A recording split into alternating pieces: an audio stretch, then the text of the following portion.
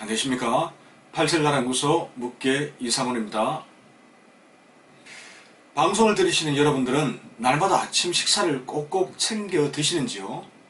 여러 이유로 아침 식사를 건너뛰는 분들도 있으리라 생각합니다.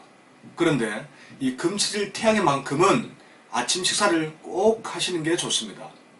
아침 식사를 하지 않으시면 자칫 건강에 큰 손상이 올 수도 있습니다. 그런데 이런 사실을 아는 분들이 별로 없습니다. 이처럼 아침 단식이 금치들에게 특히 더 나쁜 이유가 무엇인지 궁금하지 않습니까? 참고로 팔치질의학에서는 이 금치질 태양의 비율을 가장 높게 봅니다. 그렇다면 건강을 지키기 위해서도 이 질문에 대한 답을 꼭 확인하실 필요가 있습니다. 먼저 금치질의 특징에 관해서 잠시 알아보겠습니다. 금치질은 두뇌 활동이 가장 활발한 체질입니다. 목치질에 비해 2배에서 3배 이상 두뇌를 많이 활용합니다. 하루 온종일 두뇌를 풀 가동한다고 해도 과언이 아닐 정도입니다. 금치질이 왜 그렇게 두뇌 활동이 활발한지에 대한 논리적인 설명은 강의를 통해서 설명을 드리고 있습니다. 자, 그런데 이 같은 두뇌 활동을 가능하게 하는 영양물질이 바로 포도당입니다. 한마디로 포당은 뇌의 영양물질입니다.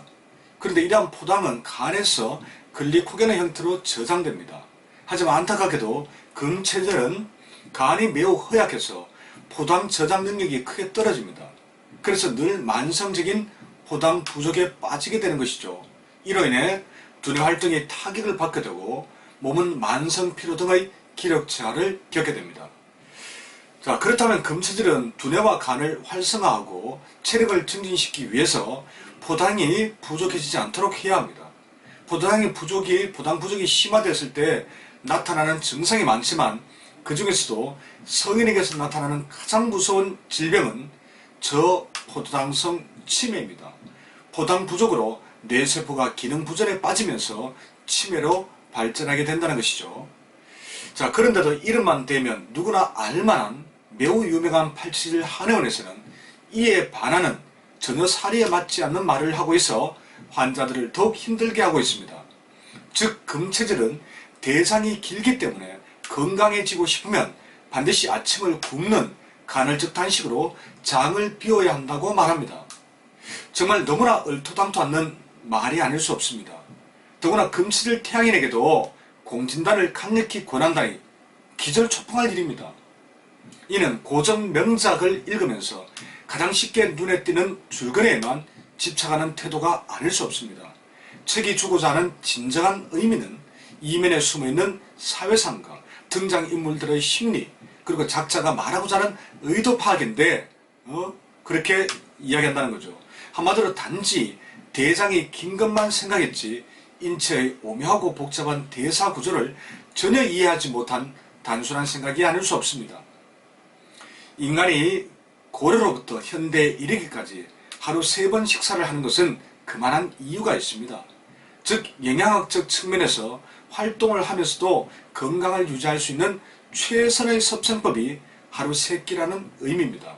하루 3끼가 대장에 부담이 되고 건강에까지 악영향을 줄 정도라면 애초부터 금체질의 대장은 타 체질에 비해 그렇게 길어지는 쪽으로 진화되지 않았을 겁니다. 모 지역에서 대구 연구소로 금체질 남성분이 상담을 왔습니다. 전국적인 명성을 얻고 있는 유명 팔치질 한의원에서 건강해지려면 아침 단식을 해야 한다는 이야기를 들었다고 합니다. 금체질은 대장이 길어서 새끼를 다 먹으면 노폐물을 배출하지 못해 독이 쌓인다는 이야기였습니다. 그런데 그렇게 실천한 후에 만성피로, 무기력, 머리가 맑지 못함 등의 증세가 나타났다고 합니다.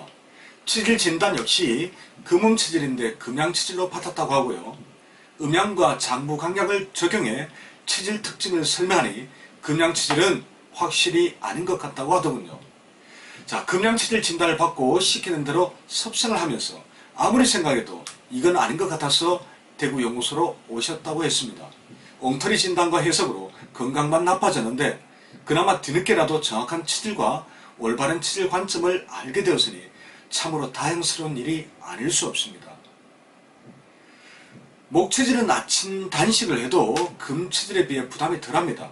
왜냐하면 간 기능이 강해서 포도당 저장 능력이 좋기 때문입니다. 또 두뇌를 또 덜 사용해서 에너지 소모가 덜 되는 측면도 있습니다. 반면에 금체질은 포도당 사용이 과도한 반면에 저장 능력은 매우 떨어집니다.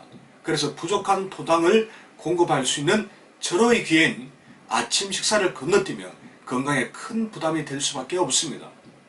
저녁 식사 이후 긴 시간을 거쳐 아침 무렵쯤 되면 간에서 저장된 포당이 고갈됩니다. 그런데 오전은 가장 활발하게 하루 일과를 보내는 시간입니다.